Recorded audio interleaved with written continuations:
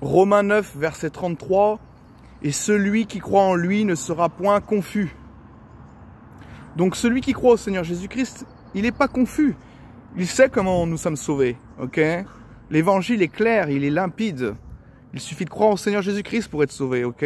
Jean 3, 36, celui qui croit au Fils a la vie éternelle, celui qui ne croit pas au Fils ne verra point la vie, mais la colère de Dieu demeure sur lui.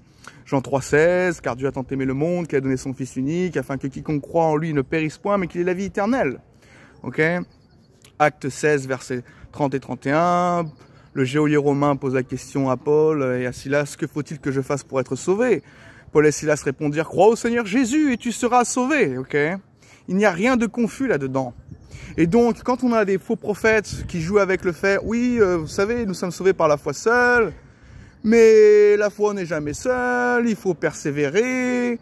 Attendez, on n'a rien à persévérer, ok? La foi a été transmise au sein une fois pour toutes, comme Jude nous le dit dans son épître, ok? Donc, quand on commence à dire des mais ou à rajouter quelque chose, c'est plus l'évangile. Donc il n'y a pas de préservation, dans le sens de persévérance des saints, dans le sens qu'ils vont garder forcément la foi. La foi, elle est en nous. Une fois qu'on a cru, nous avons la foi pour toute l'éternité, ok? Pour toute la vie. Donc les faux prophètes, notamment dans le calvinisme, comme ils disent, oui, la persévérance des saints, ça ne veut pas forcément dire que il faut œuvrer pour être sauvé. Ils vont dire non, c'est plutôt la préservation, il va toujours avoir la foi. Mais en réalité, c'est pas ce qu'ils disent, ok? Ils sont confus à propos de l'évangile. Je suis d'accord que la préservation des saints, c'est vrai, une fois qu'on a cru, on est préservé. Jésus est l'auteur et le finisseur de la foi, ok? On est d'accord là-dessus. Mais ils insinuent, ils introduisent sournoisement des hérésies de damnation, ok? Quand par exemple les catholiques disent oui, nous n'avons pas une confession claire sur le salut, nous croyons au salut par la foi seule.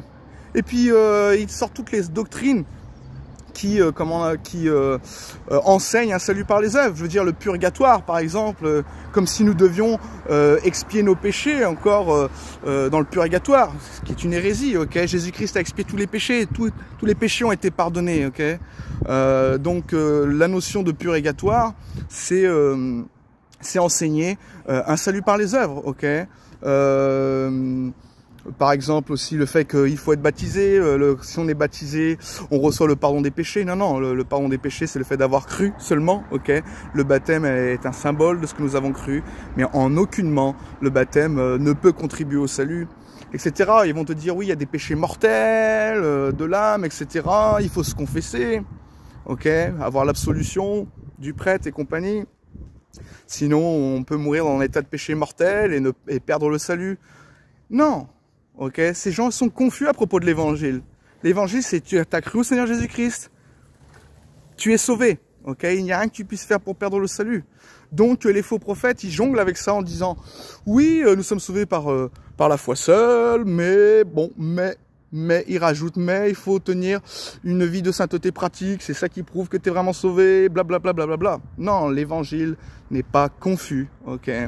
Et on n'a rien à rajouter. Et quand il y a des confessions de foi qui te disent, qui sont pas claires justement, comme le calvinisme, la persévérance des saints, c'est que c'est ouvert à toute interprétation de l'évangile et de dire après, ben il y a des gens qui vont arriver dans l'église et dire oui, ben non, mais attends, il suffit pas juste de croire, il faut aussi œuvrer, hein, la foi sans les œuvres est morte, hein, ils vont sortir des versets hors contexte, prendre des passages comme Hébreux 6, hein, ils vont sortir aussi car si nous péchons volontairement après avoir reçu la connaissance de la vérité, il ne reste plus de sacrifice pour les péchés, blablabla.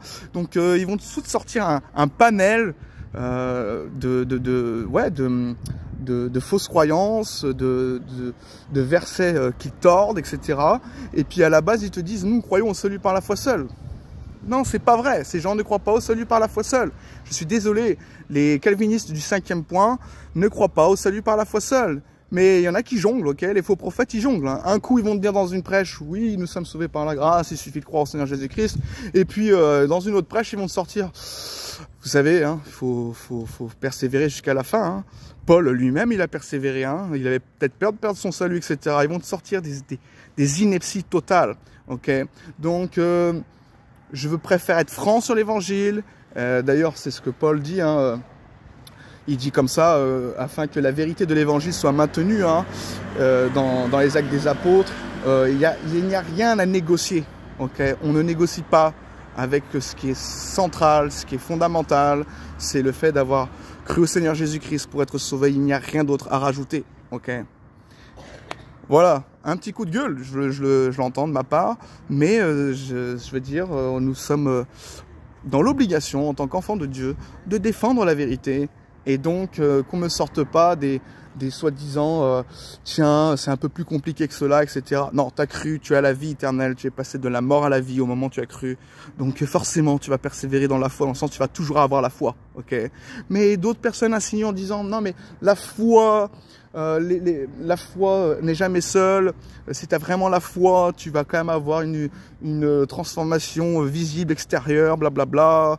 Ils vont commencer à te dire, tu vois, si tu crois au Seigneur Jésus-Christ, tu vas essayer de vivre, tendre à la sainteté, tu vas essayer de vivre comme lui, etc. Ils commencent déjà sournoisement à t'édulcorer l'évangile pour t'amener bien quelque part au fait de croire à un salut par la foi et les œuvres, ce qui revient à croire à un salut par les œuvres. Okay. Donc le salut est très clair, celui qui croit en lui ne sera point confus. Et donc si quelqu'un est confus, ben, qu'il s'éprouve soi-même, qu'il se repente et qu'il croit vraiment, voilà, que c'est très simple pour être sauvé. Oui, Dieu a fait la partie compliquée à la croix. Pour être sauvé, c'est très simple. Okay. La Bible dit, il a plu à Dieu de sauver les croyants par la folie de la prédication.